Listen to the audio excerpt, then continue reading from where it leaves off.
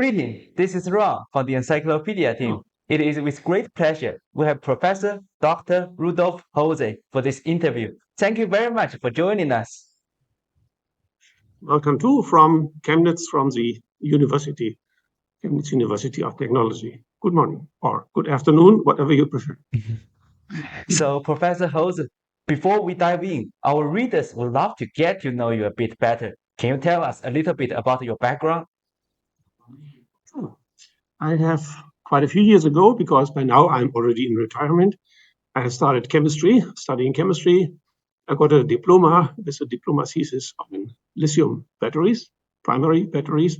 I moved on to porous electrodes for fuel cells and for electrolysis application, with a PhD thesis on impedance measurements, and as a postdoc in the United States, in Case Western Reserve University, I learned quite a bit about spectroelectrochemistry, and these are roughly the subjects and the topics of the research which I later pursued, first at Oldenburg University and later up to my retirement in Chemnitz University, as well as the appointments at Nanjing Tech University and St. Petersburg State University in Russia. So the research topics: electrochemical energy technology, spectroelectrochemistry, intrinsically conducting polymers, electrochemical materials science, roughly.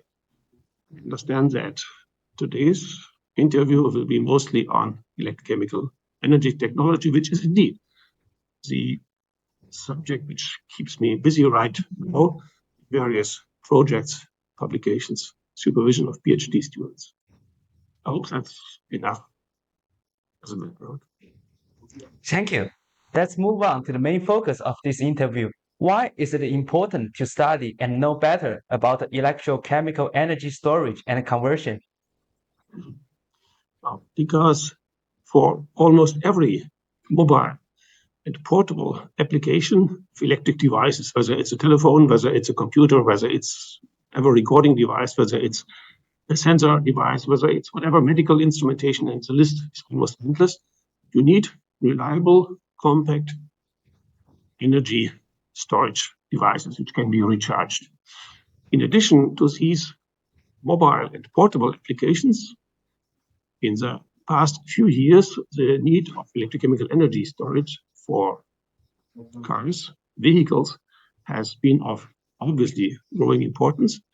Most recently, because of the growing use of the rather volatile energy sources, wind, solar, the need for large-scale energy storage has become even more urgent.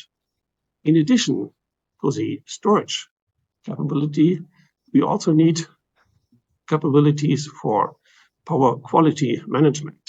Because of the volatility of some of these energy sources, it is necessary to have primary secondary reserves, which are basically in the past the turbines of the steam operated generators in power stations, which will be not available in the future on the scale which we have it right now. So we need other fast primary secondary reserve sources, and in chemistry it's exactly this. So in one sentence, the need for reliable, cheap electrochemical energy storage is the driving force behind the immense activities, as you can easily verify if you look into any journal, even distantly related to energy conversion and storage.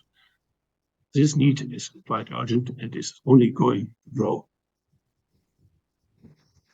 So now we know you are working on electrochemical energy storage and conversion. Could you please further introduce it and how it might help?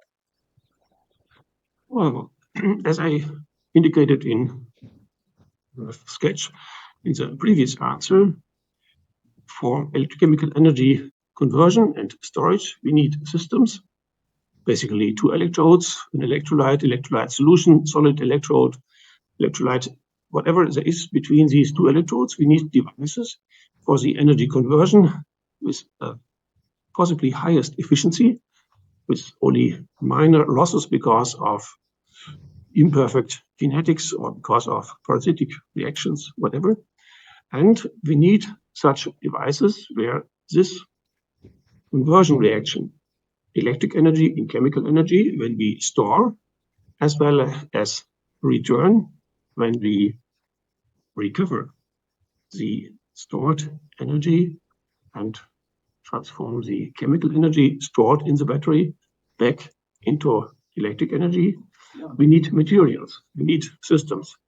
And this research field, electrochemical energy technology, covers both aspects: storage and conversion, the associated materials, the associated processes.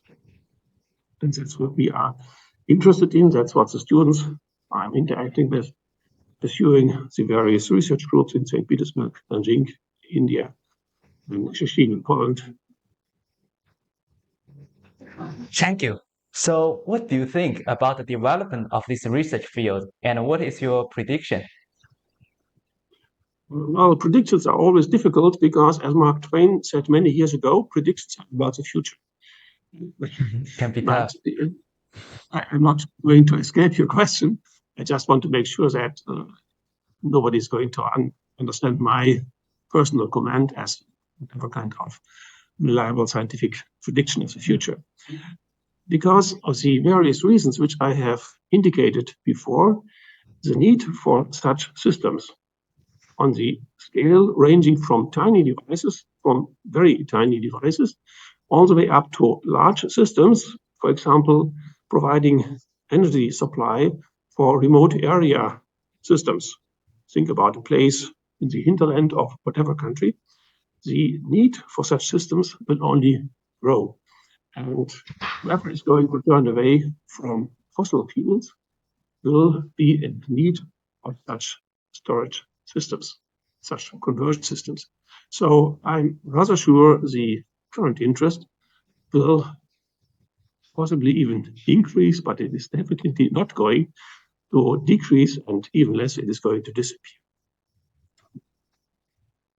Thank you very much, Professor Holze. We wish you and your team the best of luck on your future research, and thank you again for joining us. Thank you for asking, and bye bye. Bye.